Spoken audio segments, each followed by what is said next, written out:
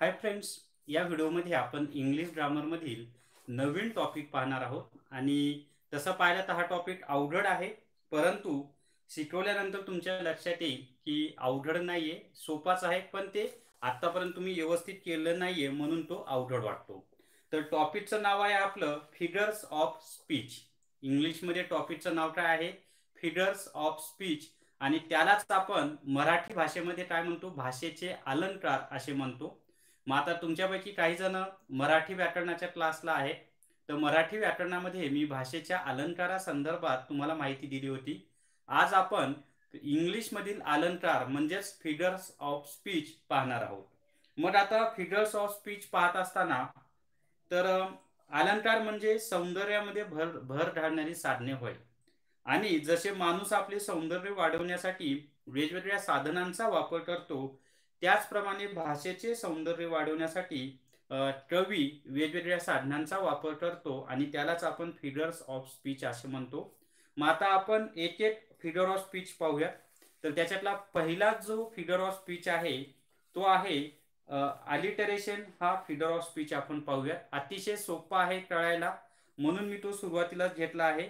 मग आता alliteration English मधलं नाव तुम्हाला लिहून देतो.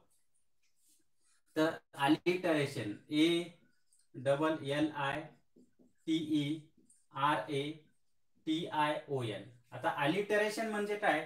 तर यालाच आपण मराठीमध्ये अनुप्रास अलंकार असे म्हणतो. आता इंग्लिश मधील सर्वच अलंकाराला मराठीमध्ये नाव आहेत असं नाही, पण जेवढी नावं मराठीमध्ये आहेत तेवढी मी तुम्हाला सांगणार आहे. मग आता अलिटरेशन त्यालाच आपण काय म्हणतो? अनुप्रास अलंकार असे म्हणतो. मग आता अनुप्रास अलंकार पाहत असताना की एखाद्या वाक्याच्या सुरुवातीला किंवा कवितेच्या चरणाच्या सुरुवातीला एकाच अक्षराची पुनरावृत्ती झालेली असेल दोन किंवा त्यापेक्षा अधिक वेळा, तर ते अलिटरेशन अलंकाराचं उदाहरण असतं. आपण उदाहरणं पाहूयात. एकाच अक्षराची किंवा शब्दाची पुनरावृत्ती झालेली असते अलिटरेशन या अलंकारामध्ये. हा टॉपिक ऍक्च्युली अवघड आहे, पण मी खूप सोप्या पद्धतीने तुम्हाला शिकवणार आहे तो. तर या ठिकाणी पहा, अक्षराची पुनरावृत्ती कशी होते ते आपण समजून घेऊयात. समजा अक्षराची किंवा शब्दाची head head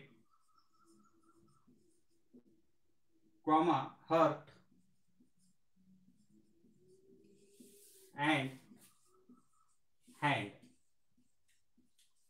head, heart and hand. Through through the years to be. through to through the years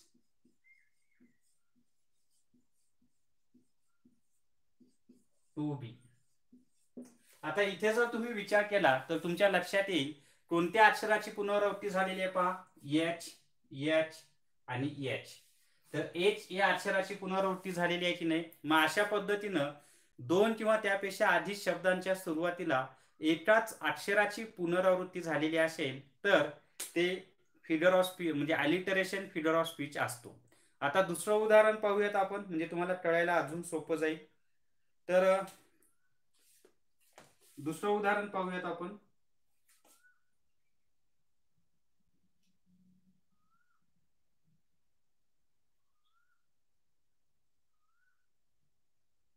I want to sow, SOW, sow seeds of moon. आता इथे जर तुम्ही विचार केला तर यस आणि यस या अक्षराची पुनरावृत्ती झालेली आहे. दुसरं उदाहरण पाहूयात आपण. अजून दुसरे उदाहरण पाहूयात आपण.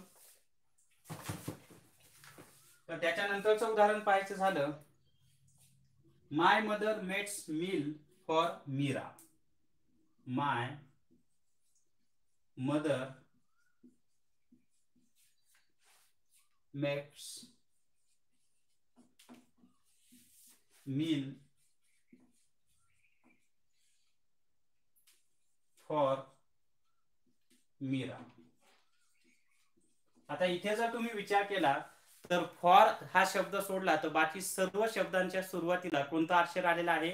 यम हे अक्षर आलेलं आहे. पहा, यम यम यम यम आणि यम, सर्व ठिकाणी कोणतं अक्षर आलेलं आहे? यम हे अक्षर आलेलं आहे. मग आता तुमच्या लक्षात आलेलं आहे. अजून उदाहरण पाहूयात. My father works in the farm though he is fat, म्हणजे तो जाड, माझे वडील जाड असले तरी ते शेतामध्ये काम करतात. तर इथं यफ या अक्षराची पुनरावृत्ती झालेली आहे. त्याच्यानंतर Renu reads rare stories of Ram, या ठिकाणी आर या अक्षराची पुनरावृत्ती झालेली आहे.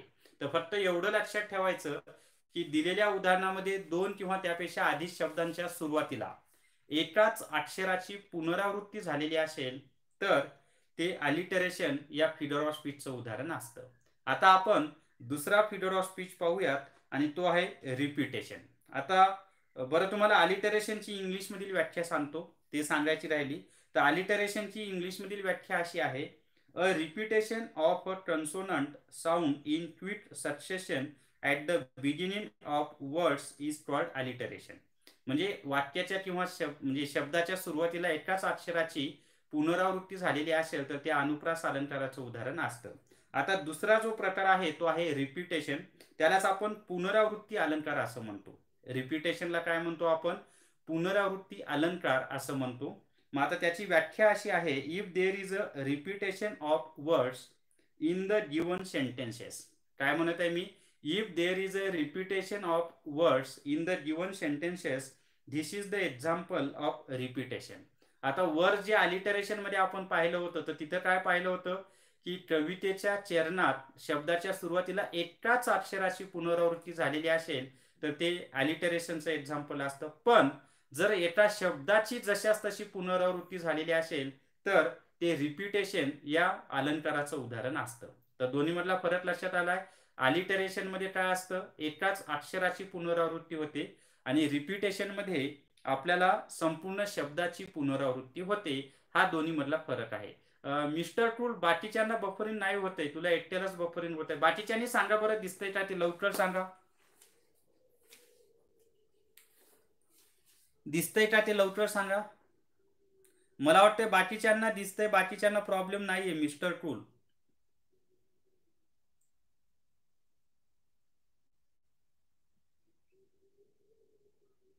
ठीक आहे, बाकीच्यांना दिसतंय. मिस्टर टूलच्या रेंजचा प्रॉब्लेम आहे.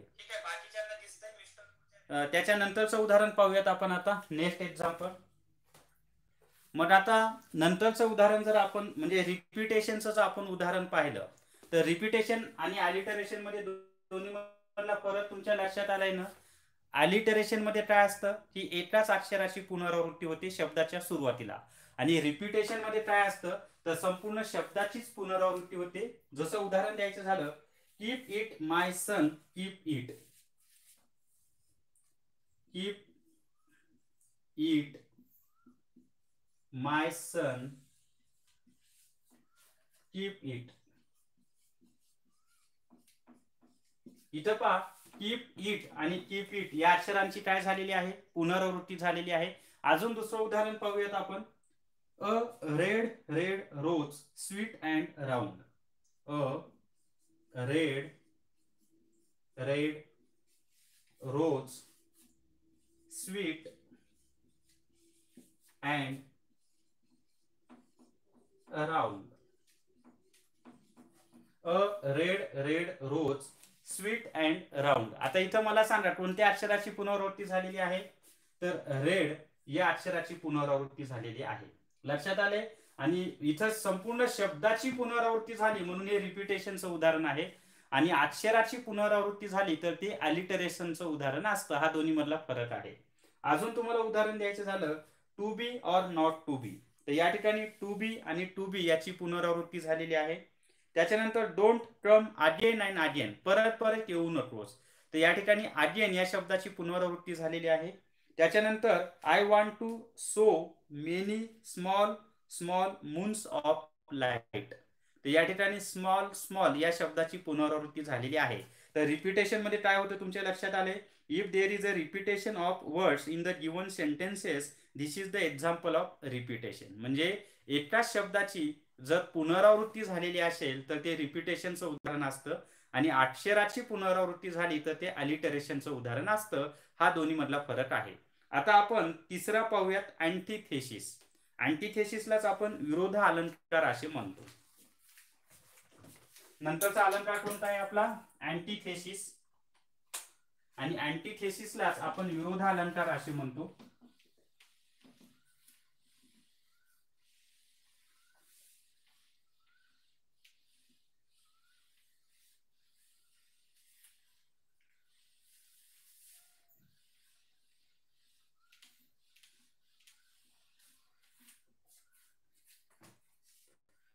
मग आता अँटिथेसिस लिहून देतो मी तुम्हाला. अँटिथेसिस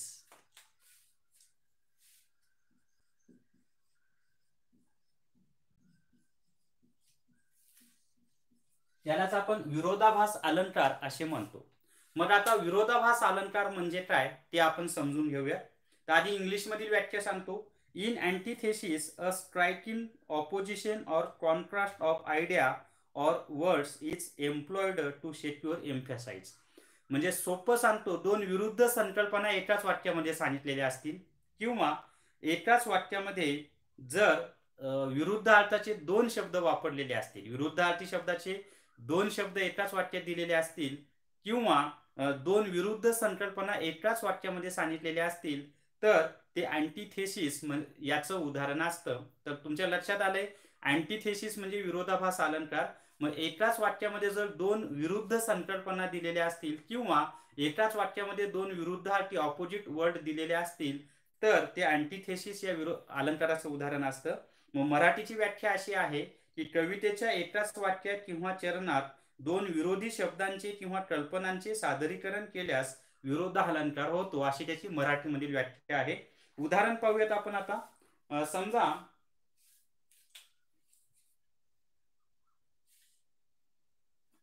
when the funds are low, when the funds are low, when the funds are low and debts are high. आता हे उदाहरण जर तुम्ही पाहिलं तर तुमच्या लक्षात येईल पहा काय सांगितलेले आपल्याला, when the funds are low and debts are high. याचा अर्थ काय इथं पहा, लो आणि हाय हे दोन विरुद्ध अर्थी शब्द आलेले आहेत पहा. लो म्हणजे कमी, हाय म्हणजे जास्त. मग जेव्हा पैसे कमी असतात आणि खर्च खूप जास्त असतात, जसं आता कोरोनाच्या पिरियडमध्ये उत्पन्नच बंद झालंय, आता समजा ठीक आहे अनलॉक व्हायला सुरुवात झालेली आहे पण पैसे कमी आणि खर्च जास्त, तर त्याचंही उदाहरण आहे. इथं दोन विरुद्ध संकल्पना सांगितलेल्या आहेत आणि लो आणि हाय हे जे दोन शब्द आहेत हे विरुद्ध अर्थी शब्द आलेले आहेत. त्याच्यानंतरचं उदाहरण द्यायचं झालं तर she loves and hates me. उदाहरण पाहूयात आपण. She loves and hates me. आता इथं दोन विरुद्धार्थी संकल्पना काय, एकीकडे म्हणले लव आणि दुसरीकडे म्हणलेला आहे हेट. लव म्हणजे प्रेम करणे, हेट म्हणजे तिरस्कार करणे. दोन्ही विरुद्धार्थी संकल्पना आहेत. त्याच्यानंतर to open the open door closed with a bang. आता ओपन आणि क्लोज्ड ह्या दोन विरुद्ध संकल्पना आहे की नाही, म्हणजे उघडा दरवाजा एकदम ठटक आवाज होऊन बंद झाला असा त्याचा अर्थ होतो. तर the open door closed with a bang असा त्याचा अर्थ आहे. तर लक्षात आले सर्वांच्या. त्याच्यानंतर to err is human to forgive divine. म्हणजे चूक करणे हा मनुष्याचा स्वभाव आहे आणि माफ करणे हे दैवी गुण आहे. त्यानंतर and you want to smile but you have to sign. तर अशा पद्धतीनं एकाच वाक्यामध्ये दोन विरुद्ध संकल्पना सांगितलेल्या असतील किंवा दोन विरुद्धार्थी शब्द दिलेले असतील तर ते अँटिथेसिस अलंकाराचं उदाहरण असतं आणि त्यालाच आपण विरोध अलंकार असे म्हणतो. त्याच्यानंतरचं आहे अँटी क्लायमॅक्स. त्यालाच आपण प्रतिसार अलंकार असे म्हणतो. त्याच्यानंतरचा अलंकार कोणता आहे, अँटी क्लायमॅक्स. आणि कसं ते पाहूयात आपण.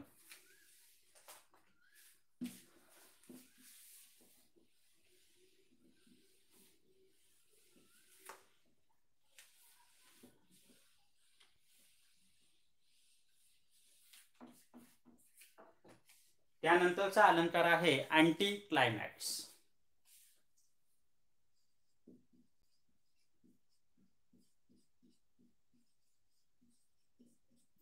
आता अँटी क्लायमॅक्स यालाच आपण प्रतिसार अलंकार असे म्हणतो. मग आता अँटी क्लायमॅक्सची व्याख्या जर आपल्याला सांगायची झाली तर व्याख्या कशी आहे ते पहा.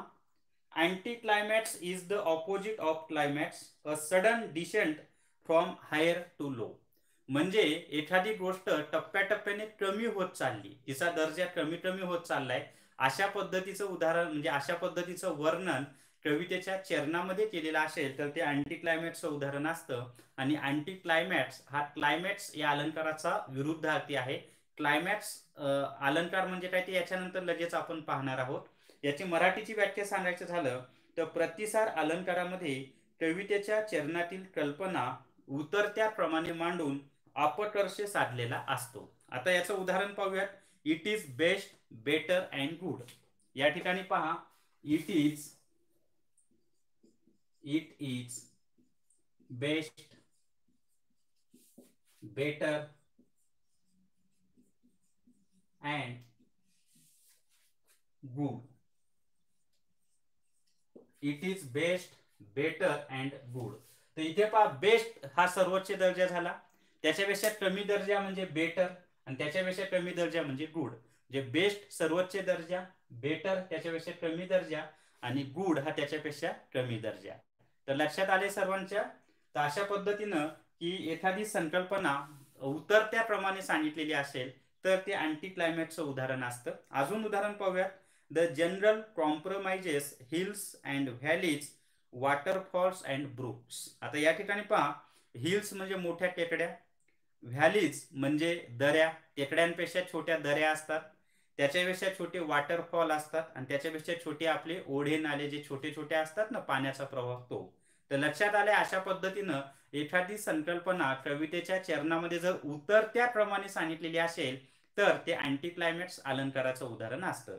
आता पाचवा जो प्रकार आहे तो आहे क्लायमॅक्स अलंकार किंवा क्लायमॅक्स फिगर ऑफ स्पीच. हे आपण पाहूयात.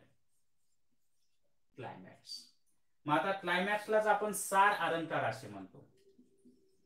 क्लायमॅक्सला काय म्हणतात? सार अलंकार असे म्हणतात.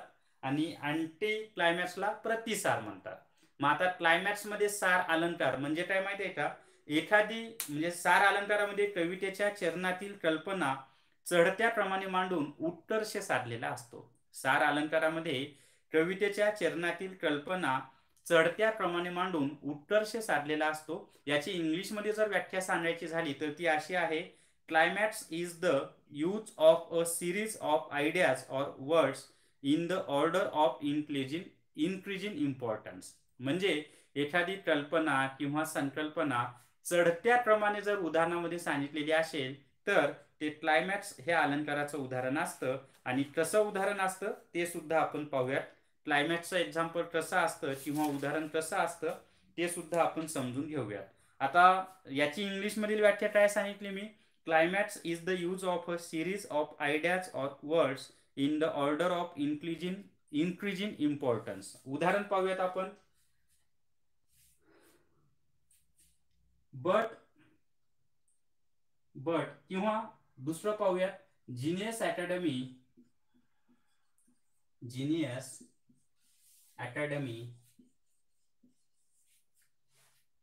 Is good,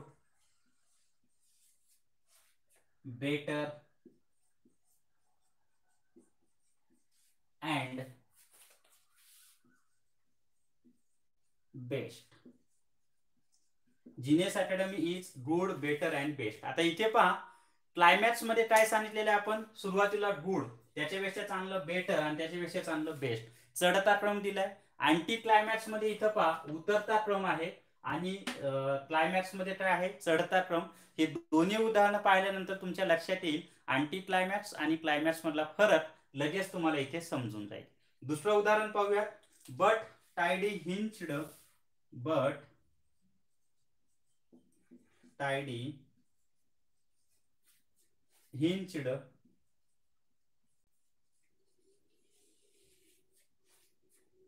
and tidy, flinched, tidy, flinched, and tidy broke his nose, broke his nose. आता याचा अर्थ तुम्हाला कळला नसेल. तायडी हे गाईचं नाव आहे. तायडी हा इकडं हल्ली, तिकडं हल्ली आणि शेवटी त्याचं नाक तोडलं किंवा नाक फोडलं असं म्हणूयात. म्हणजे एखादा व्यक्ती दूध काढायला गेला असेल तर दूध काढतानाच हे उदाहरण आहे. पहा, तायडी एका म्हणजे गाय एका बाजूला हल्ली, नंतर दुसऱ्या बाजूला हल्ली, शेवटी तिची लात त्याच्या नाकावर बसवली म्हणजे त्याचं नाक फोडलं. समजले? टप्प्याटप्प्याने चढता क्रम आहे की नाही, आधी हल्ली, डुल्ली, नंतर नाकच फोडलं डायरेक्ट. अजून उदाहरण द्यायचं झालं, the place of my birth, faith and pride. हे माझं जन्म ठिकाण आहे, विश्वासाचं ठिकाण आहे आणि अभिमानाचं ठिकाण आहे. The place of my birth, faith and pride. तर लक्षात आले सर्वांच्या की अशा पद्धतीनं सार अलंकारामध्ये कवितेच्या चरणातील कल्पना चढत्या क्रमाने मांडून उत्कर्ष साधलेला असतो. आता त्याच्या पुढचं पाहूयात आपण, हायपरबोल अलंकार. आता हायपरबोल म्हणजेच त्याला आपण अतिशयोक्ती अलंकार असे म्हणतो. मग आता याची व्याख्या अशी सांगायची झाली, अतिशयोक्ती म्हणजे तुम्हाला माहित आहे की पुढ्या सोडणे. पाय येत म्हणजे साप टीसभरच पाहिलाय पण सांगितलंय हातभर. म्हणजे एखादा रस्त्याने चाललाय आणि त्यांनी टीसभरच साप पाहिलाय आणि मित्रांमध्ये गेल्यानंतर काय म्हणला, बाबो काय साप होता, हातभर होता, लांबच्या लांब होता, टीसभर. म्हणजे लक्षात आले ना, एखादी संकल्पना आहे त्याच्यापेक्षा खूप मोठ्या प्रमाणामध्ये फुगवून सांगितलेली असेल तर ते कशाचं उदाहरण असतं, हायपरबोल या अलंकाराचं उदाहरण असतं. आपण इंग्लिश मधली व्याख्या पाहूयात. There is exaggerated statements in hyperbole. म्हणजे खूप अतिशयोक्ती असं उदाहरण दिलेलं असतं. हा, फेकून सांगणे, मिस्टर टूल बरोबर आहे. फेकाफेकी, फेकू असतात ना काही जण, खूप मोठी गोष्ट करून सांगणे. कवितेतील कवितेच्या चरणात एखादी कल्पना आहे त्यापेक्षा अधिक फुगवून सांगितलेली असल्यास ते अतिशयोक्ती अलंकाराचे उदाहरण असते. आता उदाहरण पाहूयात. He can make a hole in the sky. आता इथं पहा, he can make hole in the sky. तो आकाशाला छिद्र पाडू शकतो. शक्य आहे का? खरंच सांगा बरं. आकाशाला सॉरी, आकाशाला छिद्र पाडणं शक्य आहे का कोणाला? पण काय म्हणलेलं आहे, ही can make a hole in the sky. तो आकाशाला होल पाडू शकतो. किती पुढी सोडायची अजून. त्याच्यानंतर her feet seemed to dance on her. त्याचे पाय हवेमध्ये डान्स करतायत असं वाटत होतं. म्हणजे तुम्ही साऊथ इंडियन मधले पिक्चर जर पाहिले तर त्याच्यामध्ये असं असतं पहा की पाय असा एकदम रोल रोल रोल रोल फिरवतात, असं वाटतं की हवेत आल्हादच फिरत आहेत काय पाय. तर वेगळं काहीतरी ते त्याच्यामधून दाखवतात, त्याचं हे वर्णन आहे. Her feet seemed to dance on air. तर तुमच्या लक्षात आलंय, अशा पद्धतीने एखादी संकल्पना आहे त्याच्यापेक्षा खूप फुगवून सांगितलेली असेल तर ते हायपरबोल या अलंकाराचं उदाहरण असतं. हायपरबोल कसं लिहितो आपण इंग्लिशमध्ये, तर HYPERBOLE, हायपरबोल असं त्याला आपण म्हणतो. आणि त्यालाच आपण अतिशयोक्ती अलंकार असं म्हणतो. आता त्याच्यानंतरचा सातवा अलंकार आपण पाहूया. त्याच्यानंतरचा सातवा अलंकार पाहूयात आपण.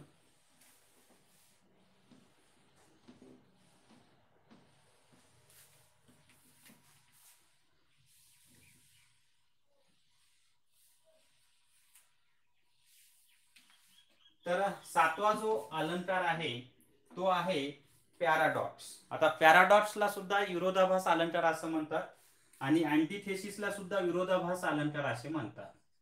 मग आता दोन्ही मधला फरक काय, कसं ओळखायचं ते सर्व आपण पाहूया. तर पॅराडॉक्सची इंग्लिश मधील जर व्याख्या सांगायची झाली तर ती अशी आहे, in paradox poet use contrasting words to suggest a well founded idea. म्हणजे मराठीत पाहूयात आपण हे, कवितेच्या चरणात विरोधाचा आभास निर्माण करण्यासाठी विरोधाभास हा अलंकार वापरतात. इथं विरोधाचा आभास निर्माण केलेला असतो आणि अँटिथेसिस मध्ये एकाच वाक्यात दोन विरुद्धार्थी शब्द दिलेले असतात आणि इथं विरोधाचा आभास केलेला असतो. जसं उदाहरण पाहूयात आपण.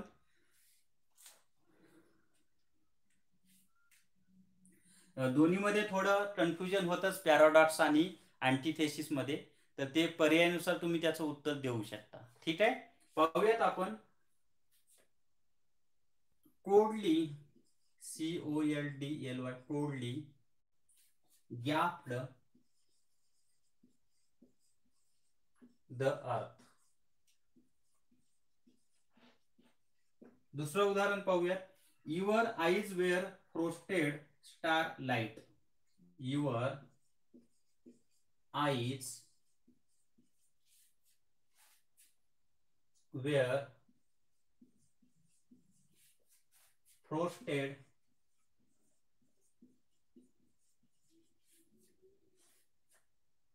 Star light. Starlight. पुढे काय म्हटले पहा कवीनं. Your heart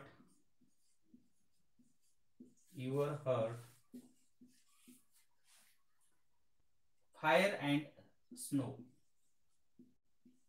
fire and snow. आता इथं काय दोन विरुद्धार्थी शब्द नाहीयेत, पण एकीकडे म्हणले फायर आणि एकीकडे म्हणले स्नो. मग आता इथं तुमचं हृदय एकदम रागीट आहे, फायर म्हणजे, आणि स्नो म्हणजे शांत आहे. म्हणजे इथं आता ऍक्च्युली फायर म्हणजे आग आणि स्नो म्हणजे बर्फ असा शब्द नाही घ्यायचा. तर वाक्याच्या अर्थानुसार इथं फायरचा अर्थ रागीट आणि स्नोचा अर्थ शांत. मग एकाच ठिकाणी दोन विरुद्ध संकल्पना दिलेल्या आहे की नाही.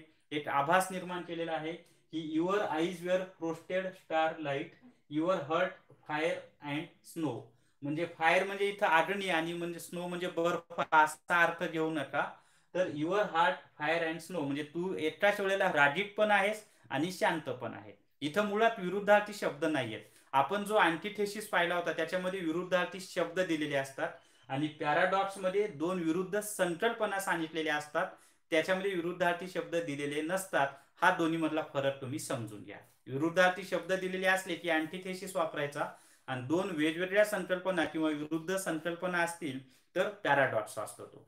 ठीक आहे, आणि तसं पर्यायानुसार आपण ते सांगू, पर्यायानुसार सुद्धा याचं उत्तर देऊ शकतो. त्याच्यानंतरचं आहे पर्सोनिफिकेशन. त्यालाच आपण चेतन गुणोत्ती अलंकार असे म्हणतो. नंतरचा अलंकार कोणता आहे आपला 8वा, पर्सोनिफिकेशन.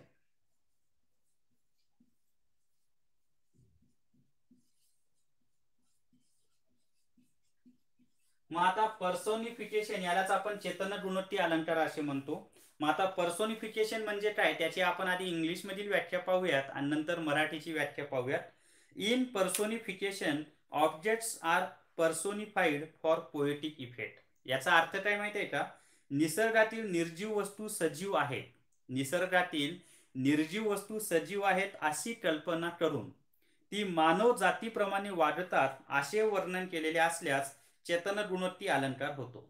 परत एकदा सांगतो, निसर्गातील निर्जीव वस्तू सजीव आहेत अशी कल्पना करून ती मानव जातीप्रमाणे वागतात असे वर्णन केलेले असल्यास चेतन गुणोत्ती अलंकार होतो. उदाहरण पाहूयात आपण.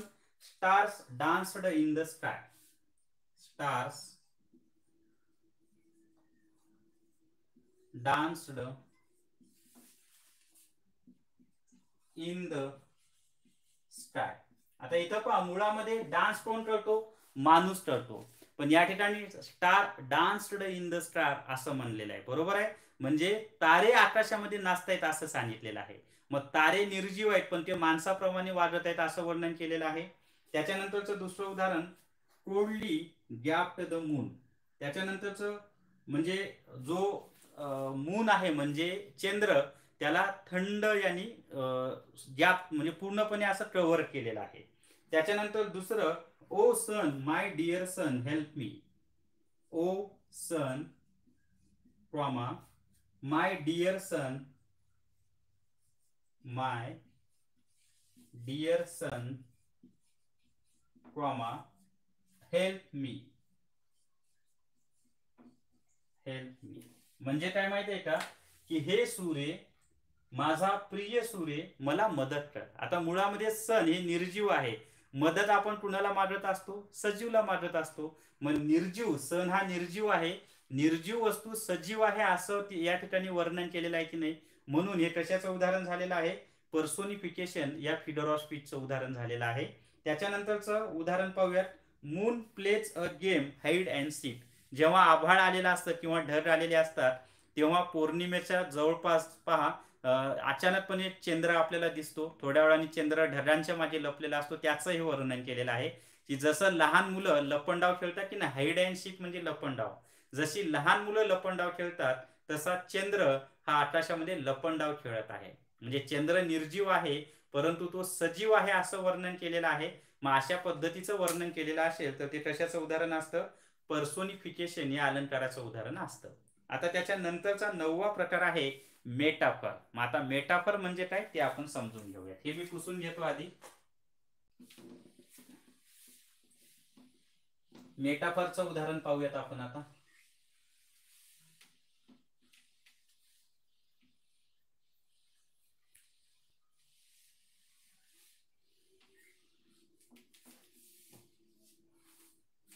मेटाफरलाच आपण रूपक अलंकार असं म्हणतो. इंग्लिशमध्ये मेटाफर आणि मराठीमध्ये रूपक अलंकार असे म्हणतात. मेटाफर,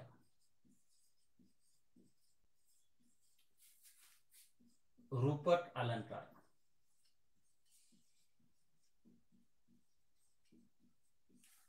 मग आता मेटाफर किंवा रूपक अलंकार म्हणजे काय?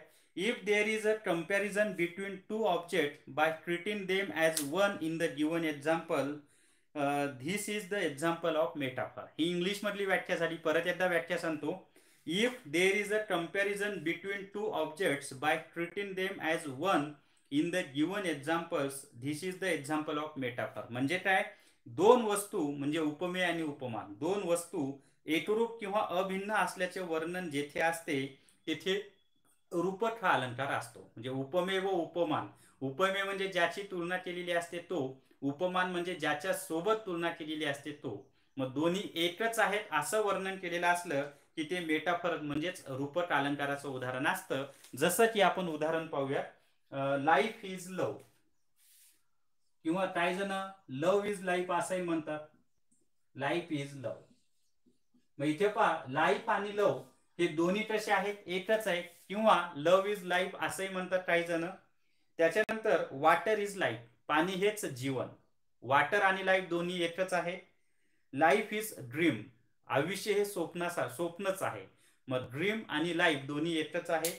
त्याच्यानंतर क्लाउड ऑफ डाऊट म्हणजे संशयाचे ढग, संशय आणि ढग दोन्ही एकच आहेत असं वर्णन केलेलं आहे. त्याच्यानंतर drunk with the wine of her youth, तर या ठिकाणी वाईन आणि हर यूथ याचं दोन्ही एकच आहेत असं वर्णन केलेलं आहे. तर उपमेय आणि उपमान किंवा दोन वस्तू एकच आहेत असं वर्णन केलेलं असलं की ते मेटाफर अलंकाराचं उदाहरण असतं. समजले सर्वांना? त्यालाच आपण रूपक अलंकार असे म्हणतो. त्याच्यानंतरचा 10वा प्रकार आहे आणि तो आहे सिमिली. 10वा प्रकार कोणता आहे? सिमिली. मग आता सिमिली म्हणजे काय ते आपण पाहूयात.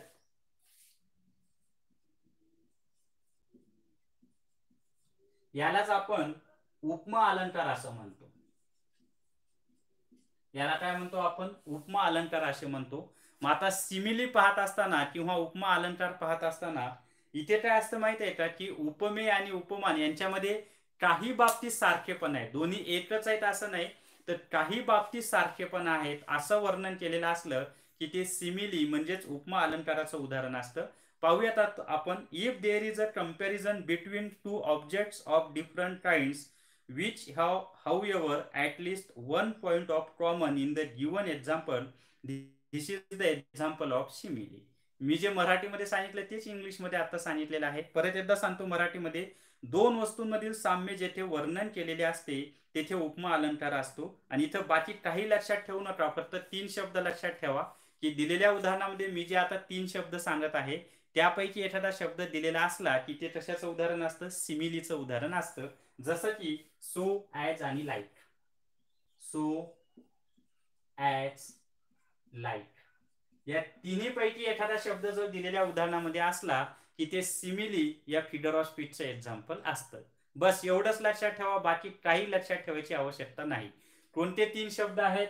सो, ॲज आणि लाईक हे 3 शब्द सर्वांनी लक्षात ठेवा. जसं की हर फेस इज लाईक मून, तिचा चेहरा चंद्रासारखा आहे. हर फेस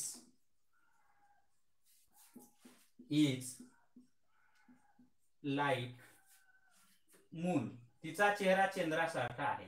चंद्रावर जसे डाग आहेत तसे तिच्या चेहऱ्यावर डाग आहेत. कोणता शब्द आलेला आहे? लाईट हा शब्द आलेला आहे. त्याच्यानंतरच Snehal is as clever as Vijaya. Snehal is as clever as Vijaya. आता इथं कोणते शब्द आलेले आहेत? ॲज हा शब्द आलेला आहे. त्याच्यानंतर हर ज्वेल्स शोन लाईट स्टार, म्हणजे तिच्या गळ्यातला दागिना असा चमकत आहे जसं काय ताऱ्यासारखा चमकत आहे. मग दागिना आणि तारे याच्यातला साम्यता दाखवलेली आहे. आणि इथं कोणता शब्द आलेला आहे? लाईट हा शब्द आलेला आहे. तर फक्त एवढं लक्षात ठेवायचं, दिलेल्या उदाहरणामध्ये जर सो, ॲज, लाईट यापैकी एखादा शब्द असेल तर ते कशाचं उदाहरण असतं? सिमिली या अलंकाराचं उदाहरण असतं. आता आपण 11वा अलंकार पाहणार आहोत आणि तो आहे मेटॉनिमी अलंकार किंवा मेटॉनिमी फिगर ऑफ स्पीच. पाहूयात आपण आता मेटॉनिमीची माहिती. हे मी पुसतो आधी. मी तुम्हाला आधीच सांगितलं की काही इंग्लिश मधील अलंकाराला मराठीमध्ये नावं नाही, तर मेटॉनिमीला मराठीमध्ये काही नाव नाही. पहा, ज्यांची नावं आहेत ते मी तुम्हाला ऑलरेडी सांगतच आहे स्वतःहून. कारण मेटॉनिमी हा जो अलंकार आहे तो मराठी भाषेमध्ये नाहीच आहे मुळामध्ये. ठीक आहे, तर कोणता अलंकार आहे? मेटॉनिमी. मेटॉनिमी. मग आता याचं इंग्लिश मधील आधी व्याख्या सांगतो आणि नंतर मराठी मधील व्याख्या तुम्हाला सांगतो. तर इंग्लिशची व्याख्या सांगायची झाली तर अशी आहे: if an object is designated by the name of something which is generally associated with in the given example, this is the example of metonymy. आता मराठीत सांगतोय, काही कळलं नसेल तुम्हाला.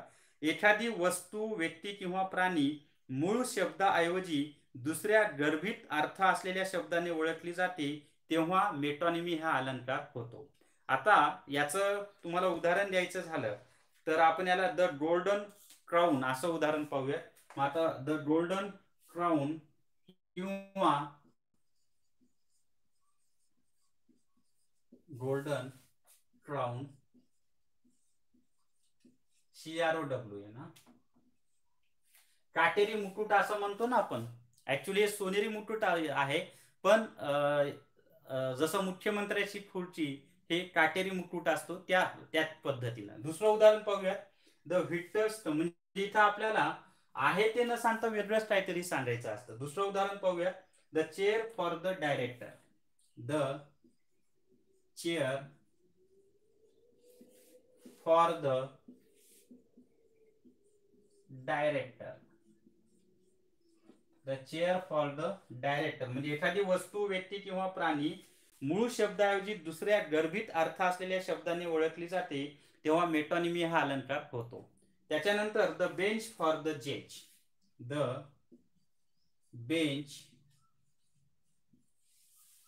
BENCH, बेंच फॉर द जज.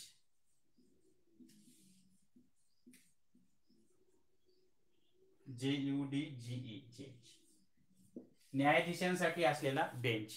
तर अशा पद्धतीनं the golden crown, the chair for the director, the bench for the जज, JUDGE, यू लिहायचं राहिलं आपलं, JUDGE, ही कशाची उदाहरणं आहेत? मेटॉनिमी या अलंकाराची उदाहरणं आहेत. त्याच्यानंतर द व्हिक्टर्स स्टॉप. आता त्याच्यानंतरचा 12वा अलंकार आहे तो आहे सिनेक्डोट. त्यालाच आपण निर्देशक अलंकार असे म्हणतो. त्याचं तुम्हाला लिहून दाखवतो मी.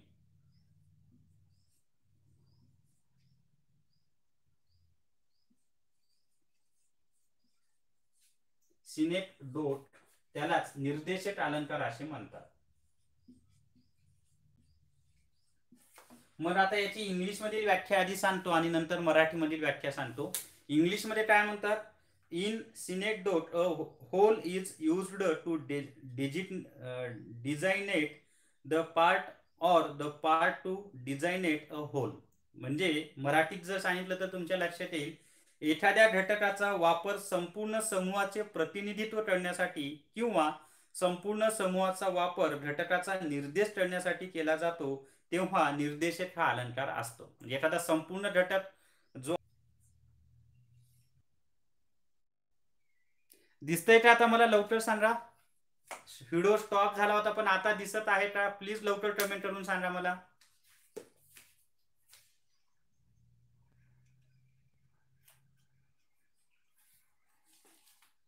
तर आता दिसत आहे तुम्हाला, ठीक आहे. तर काय उदाहरण दिलंय आपल्याला? The whole village goes to the city to work, म्हणजे संपूर्ण गाव शहरामध्ये काम करण्यासाठी जातं, असा त्याचा अर्थ आहे. तर लक्षात आले सर्वांच्या? त्याच्या नंतरचं उदाहरण हो दिस. Okay, thank you. थँक्यू सांगितल्याबद्दल. Indian won one day series against Pakistan. Indian one day series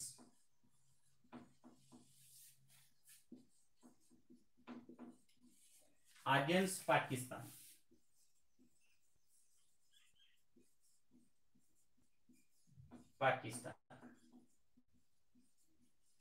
तर इथे पहा, इंडियन हा एकच शब्द संपूर्ण समूहाचा प्रतिनिधित्व करत आहे. सर्व भारतीय असा त्याचा अर्थ होत आहे.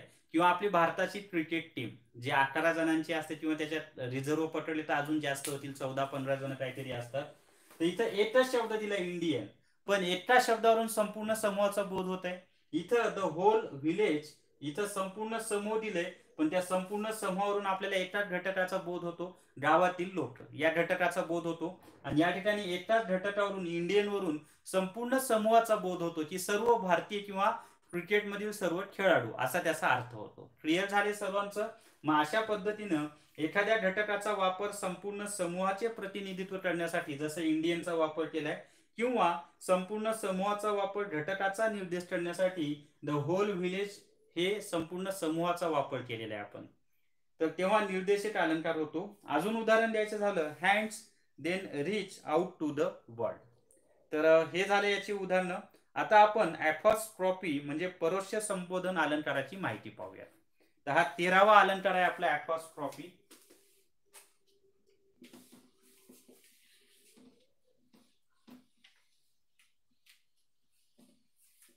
आजच संपवणार आहे मी. एकूण 18च अलंकार आहेत आपले आणि ते 18चे 18 अलंकार आजच संपवणार आहे.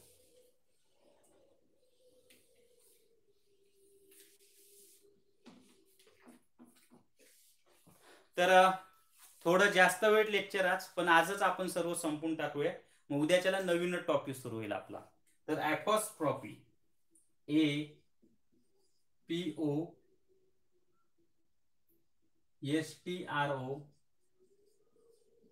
APOSTROPHE, ऍपॉस्ट्रॉफी, याला परोक्ष संबोधन असं म्हणतात. परोक्ष संबोधन. मग आता ऍपॉस्ट्रॉफी किंवा परोक्ष संबोधन अलंकार म्हणजे काय? तर अनुपस्थित वस्तू, मृत व्यक्ती यांना उद्देशून विधान केलेले असल्यास परोक्ष संबोधन हा अलंकार होतो. म्हणजे एखादी व्यक्ती आपल्या समोर नाहीये किंवा एखाद्या व्यक्तीचं निधन झालेलं आहे, मग त्या व्यक्तीविषयी जर काय आपण बोलत असू त्यांना उद्देशून, तर तिथं ऍपॉस्ट्रॉफी हा अलंकार होतो. इंग्लिश मधील व्याख्या जर पाहायची झाली तर apostrophe is a special form of personification. It is direct address to a personified idea or object. म्हणजे हे पर्सोनिफिकेशनचा एक प्रकार आहे आणि या ठिकाणी मेलेल्या व्यक्तीला म्हणजे अनुपस्थित वस्तू किंवा मृत व्यक्ती यांना उद्देशून बोलल्या जातं. जसं की good bye my dear moon, good bye my dear moon. तर मून हा काही जिवंत नाहीये, निर्जीव वस्तू आहे, पण त्याला आपण गुड बाय असं केलेलं आहे. त्याच्यानंतर the child addressing the moon, म्हणजे मुलगा चंद्राला उद्देशून बोलत होता. किंवा Netaji, India is in need of you today. आता नेताजी ऍक्च्युली मृत झालेले आहेत, बरोबर आहे, परंतु आपण त्यांच्याविषयी बोलत आहोत. मग असं मृत व्यक्तीविषयी किंवा एखादा व्यक्ती अनुपस्थित असेल किंवा एखादी निर्जीव वस्तू असेल, त्यांना जर आपण त्यांच्याशी संभाषण केलं तर ते कशाचं उदाहरण असतं? ऍपॉस्ट्रॉफी अलंकाराचं उदाहरण असतं. जसं Netaji, India is in need of you today, म्हणजे नेताजी आज भारताला तुमची गरज आहे, असा त्याचा अर्थ झाला. आता 14वा आहे टॉटॉलॉजी. आपण तोही पाहूयात. मी एका सेकंदामध्ये पाणी पितो आणि नंतर राहिलेले 5ही प्रकार आपल्याला आज पाहायचे आहेत.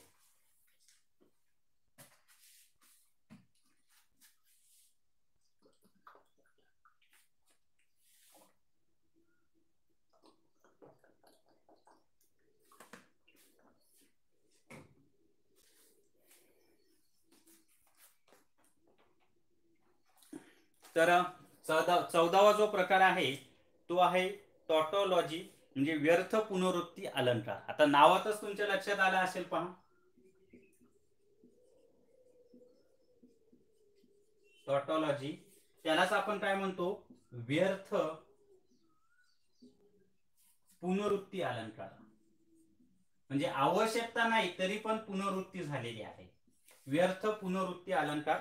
व्यर्थ पुनरुक्ती अलंकारामध्ये शब्दांची किंवा चरणांची व्यर्थ पुनरावृत्ती झालेली असते, काही गरज नसताना पुनरावृत्ती होणे. इंग्लिश मध्ये सांगायचं झालं, in tautology two words which have similar meanings are used. म्हणजे सोपं सांगतो, एकाच वाक्यामध्ये जर समानार्थी शब्द दिलेले असतील, सिनॉनिम्स वर्ड्स, एकाच वाक्यामध्ये जर समानार्थी शब्द दिलेले असतील तर ते टॉटोलॉजीचं उदाहरण असतं. जसं उदाहरण द्यायचं झालं, she is smart, attractive, beautiful.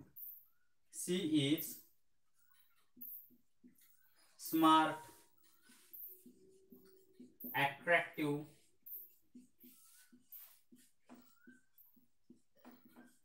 Beautiful. आता तुमच्या लक्षात आलं असेल, सी इज ब्युटिफुल म्हणलं असं तरी चाललं असतं, किंवा सी इज अट्रॅक्टिव्ह म्हणलं तरी चाललं असतं, किंवा सी इज स्मार्ट म्हणलं तरी चाललं असतं. पण स्मार्ट, अट्रॅक्टिव्ह आणि ब्युटिफुल हे एकाच अर्थाने वापरलेले आहेत या ठिकाणी, समानार्थी म्हणून. ठीक आहे, दुसरं उदाहरण पाहूया.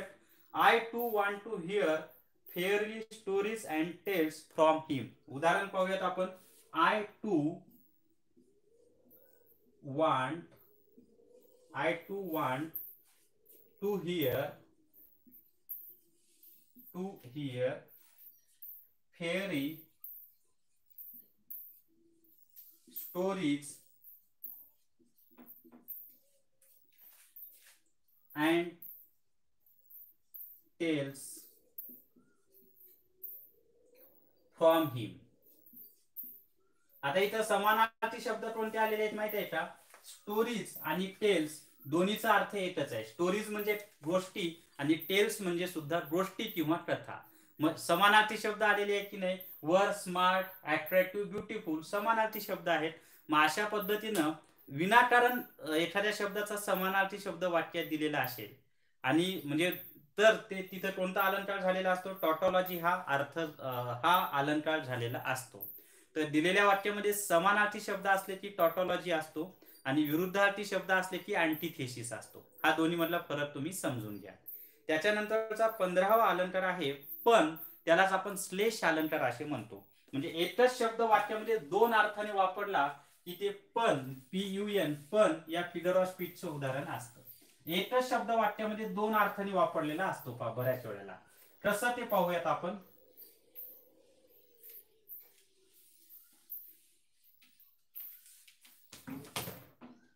एकच शब्द वाक्यात दोन अर्थाने कसा वापरला जातो ते पाहूयात. पण म्हणजे श्लेष अलंकार. आता जसं उदाहरण द्यायचं झालं, Goa is great haven for the India. तर इथं HAVN ह्यावन हा जो शब्द आहे हा स्वर्ग या अर्थाने आलेला आहे. दुसरं पाहूयात आपण. Now my house has also moved into a flat and I too have become somewhat flat. वाक्य लिहून देतो म्हणजे तुम्हाला कळायला सोपं जाईल. वाक्य असं आहे, now my house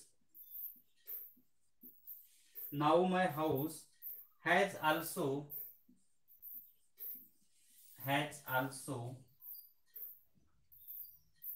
moved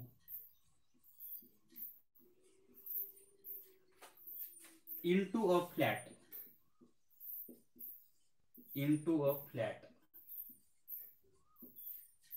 and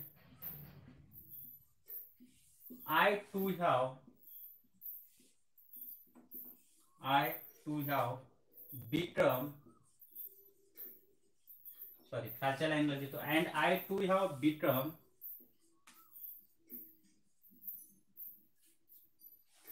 somewhat flat.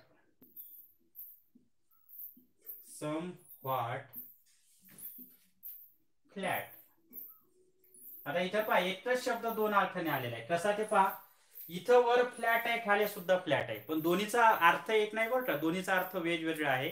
आणि कसं ते समजून घ्या. Now my house has also moved into flat. Flat म्हणजे काय? अपार्टमेंट मध्ये जे घर असतं त्याला आपण फ्लॅट म्हणतो. बरोबर आहे. इथं FLAT फ्लॅट हा शब्द अपार्टमेंट मधील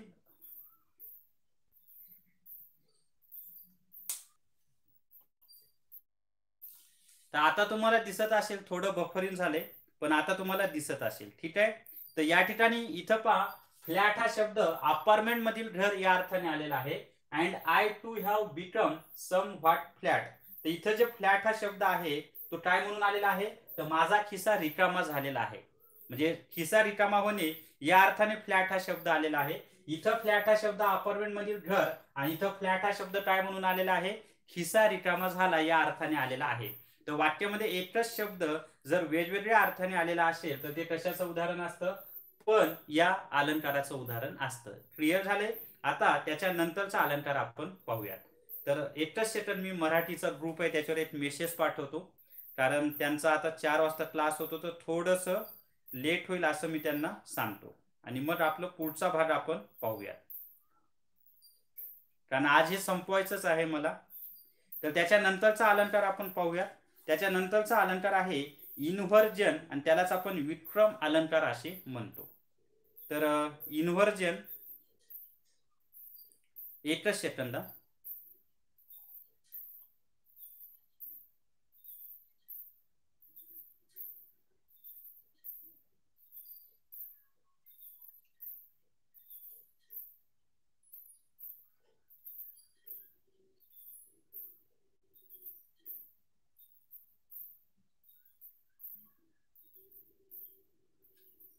ठीक आहे, चला मेसेज झालेले आहेत. आता आपल्याला कोणता अलंकार पाहायचा आहे? इन्व्हर्जन हा अलंकार पाहायचा आहे. मग आता इन्व्हर्जन त्यालाच आपण विक्रम अलंकार असे म्हणतो.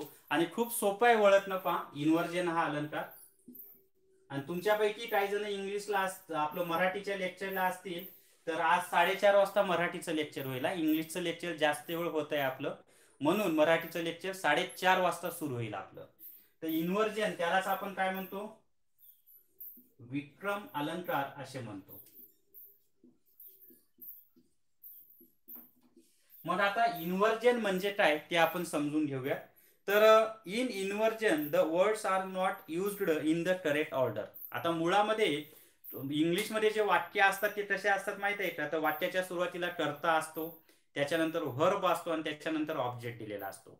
पण इन्व्हर्जन मध्ये असा जो कर्ता, व्हर्ब म्हणजे सब्जेक्ट, व्हर्ब आणि ऑब्जेक्ट हा जो सिक्वेन्स असतो असा नसतो, तर कसाही सिक्वेन्स दिलेला असतो. म्हणजे मराठीत सांगायचं झालं, वाक्यात शब्दांचा क्रम बदलून भाषेचा अर्थ व सौंदर्य वाढवण्यात येते तेव्हा विक्रम अलंकार होतो. जसं उदाहरण द्यायचं झालं, in that yard the rangoli. In that yard the rangoli म्हणजे त्या अंगणामधील रांगोळी असा त्याचा अर्थ होतो. आता हेच जर वाक्य आपल्याला इंग्लिश ग्रामरच्या नियमानुसार लिहायचं असेल तर कसं लिहावं लागेल? The rangoli is in that yard असं लिहावं लागेल. पण तसं न लिहिता शब्दांची अदलाबदल केलेली आहे की नाही? लक्षात आले सर्वांच्या? तर वाक्यात शब्दांचा क्रम बदललेला आहे या ठिकाणी, हे खूप महत्वाचं असतं. दुसरं, in व्हेन्स is all word play. In when is all word play. इथे तुमच्या लक्षात आलं असेल की हे वाक्य आपलं जसं नियमितपणे वाक्य असतात, कर्ता, कर्म म्हणजे सब्जेक्ट, वर्ब आणि ऑब्जेक्ट, तसं नाहीये. ठीक आहे. त्याच्यानंतर स्टेडीली पाऊर्स द वॉटर, अतिशय शांतपणे पाणी ओतणं. तर इथं सुद्धा जो सिक्वेन्स असतो सब्जेक्ट, व्हर्ब आणि ऑब्जेक्ट, तसा सिक्वेन्स नाहीये. तर एवढं फक्त लक्षात ठेवायचं, दिलेल्या वाक्यामध्ये सब्जेक्ट, व्हर्ब आणि ऑब्जेक्ट असा सिक्वेन्स नसला की ते कोणत्या अलंकाराचं उदाहरण असतं? इन्व्हर्जन या अलंकाराचं उदाहरण असतं. आणि आता 17वा प्रकार आपण पाहणार आहोत, तो आहे ओनोमॅटोपोइया. त्यालाच आपण ध्वनी अनुकरणात्मक शब्द अलंकार असे म्हणतो. आणि हे ओनोमॅटोपोइया ओळखणं खूप सोपं आहे की कवितेच्या चरणामध्ये किंवा दिलेल्या उदाहरणामध्ये जर ध्वनिदर्शक शब्द दिलेले असतील किंवा आवाजाचा बोध होत असेल, जसं पानांची सळसळ, पक्ष्यांच्या पंखांची फडफड, पाण्याचं झुळझुळ पाणी वाहतं, असं एखाद्या गोष्टीच्या आवाजाचा बोध होत असेल तर ते ओनोमॅटोपोइया या अलंकाराचं उदाहरण असतं. आणि कसं ते आपण समजून घेऊया. म्हणजे इंग्लिश मध्ये व्याख्या अशी आहे, onomatopoeia is a combination of sounds in a word that suggest to imitates what the word refers to. आता मराठीत सांगतो तुम्हाला, वाक्यातील शब्दावरून नाद व आवाजांचा बोध होत असेल तर ध्वनी अनुकरणात्मक शब्द अलंकार होतो. म्हणजे ओनोमॅटोपोइया त्यालाच काय म्हणलं जातं, ध्वनी अनुकरणात्मक शब्द अलंकार असं म्हणतात. आणि या ठिकाणी वाक्यातील शब्दावरून नाद किंवा आवाजाचा बोध होतो. तर नाद किंवा हो स्पेलिंग लिहून देतो मिस्टर टू, लिहून देणार आहे मी. ओनोमॅटोपोइया स्पेलिंग असं आहे, आणि याचा तुम्हाला पीडीएफ सुद्धा देणार आहे आपल्या ग्रुपवर. ओनोमॅटोपोइया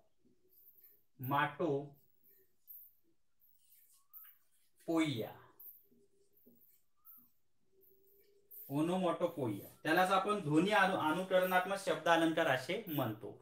जसं की आता उदाहरण पाहूया, रसलिंग ऑफ लीव्स.